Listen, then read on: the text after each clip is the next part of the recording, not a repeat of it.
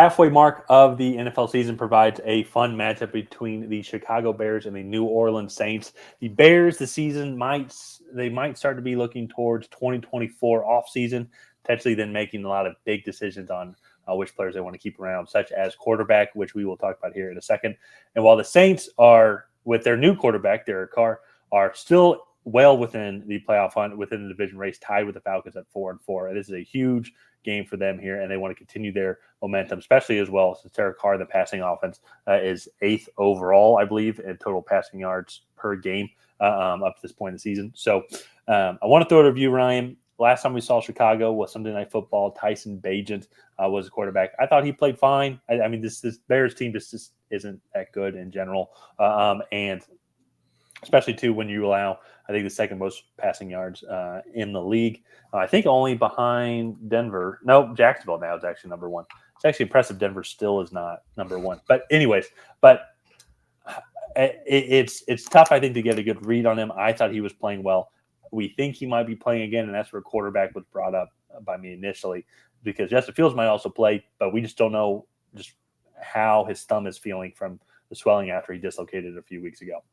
Yeah, I mean, you would think if they thought he would be out 3 or 4 weeks that they would have put him on IR. So I do think there is some expectation for him to come back, but also being 2-6, you're not rushing him back out there to play just because the urgency isn't there on your season, right? So I could see it though. I think there is urgency to get him out there because the Bears are in a very unique situation here. Yeah, you want clarity on him. Yeah. Well, and he's coming into his third season. This is his third season, right? Yeah, because I think because the Tracy Take spent around. This is our third season. So yeah, but I bring that up because on top of that, he's a first round pick. So now at minimum, if you're going to keep him around, but then do you want to get that 5th-year option or not, which is going to be very critical. Or if you're like, I think that's what's going to be fascinating about this whole thing with these 2 first-round picks. And with Carolina not playing well, Chicago's obviously not playing well, and they still have a tough schedule. And I don't think they're either going to win too many more games this season.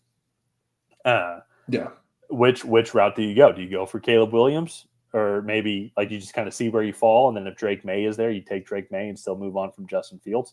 I think it's going to be very unique to see how he plays when he comes back, how Tyson Bagent's going to play when he comes back.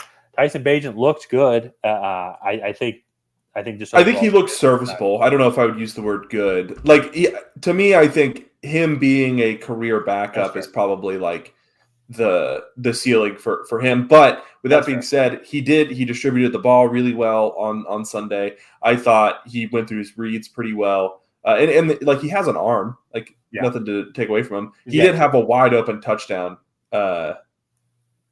dropped last Sunday night. So I think good. I was maybe using that a little bit too. I feel like good is like just a good, like Jimmy G is good. You know what I mean? And so I think for a backup quarterback, if that's what his career turns out to be, coming from undrafted Shepherd, I think that would be phenomenal. So they are dealing with some injuries too as well. I think it's noticeable not having Khalil Herbert in the backfield as well. They're doing this running back by committee. And I think Deontay Foreman's playing well. I think Rashawn Johnson's playing well. But then you add that then on with Justin Fields' injury as well, and a couple of offensive line and then defensive guys injured as well. It's just tough, I think, for this team just to get into a rhythm overall. And just on top of that, I think they're just still very young and inexperienced. We'll have to see what's going to happen with Matt Eberflus. On the flip side, Saints, to me, I think it was the first time that I had seen them compete for all 4 quarters, and they're able to convert in the red zone.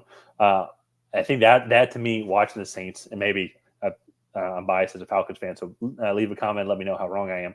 But the issue I think I had seen with the Saints so far up to this point in the season until this last week was just converting in the red zone consistently throughout the game. Like the Jacksonville game, they did convert in the red zone and had some good drives, all happening in the fourth quarter though, which I think was the issue.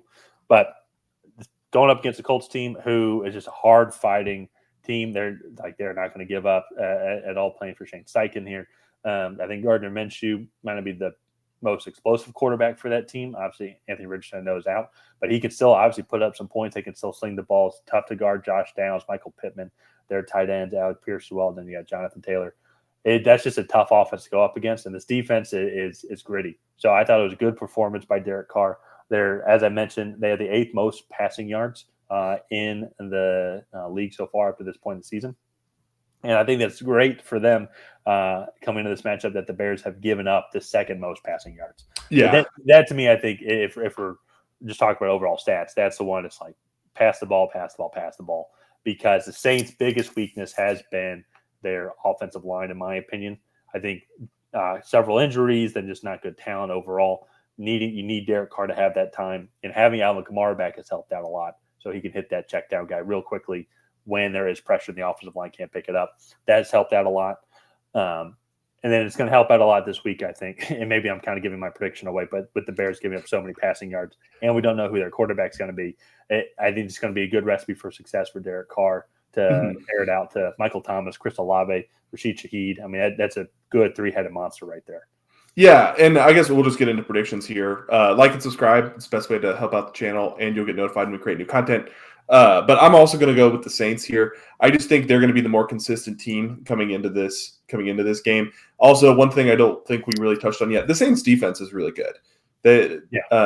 They have surprised us. They lost a lot of pieces in the offseason, but with minimal movement, they've been able to replace and actually, I guess, improve upon a lot of the production.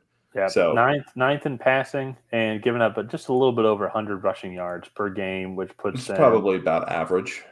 Yeah, they're middle of the road, so to say here. It's tough. Pro Football Reference, they don't have an average yard. They just do total yards. And so you can't do the difference because now everybody's playing different games. And when I start doing math in my head, just all the gears just start going haywire. Smoke starts coming out of my ears. It's just like, oh. So anyways, but yeah, just an average run defense, which there's one thing for the Bears, if they could capitalize on this. They do need to be able to run the ball effectively. They got behind against the Chargers, and then that's just not the style of game, especially with Tyson Bagent, second start rookie. Like that's not. Yeah. So they're going to want to have to run the ball. I want to get the run established, and then maybe that'll open things up because Bagent does have a cannon. That to me is the only way I see the Bears having a chance in this game.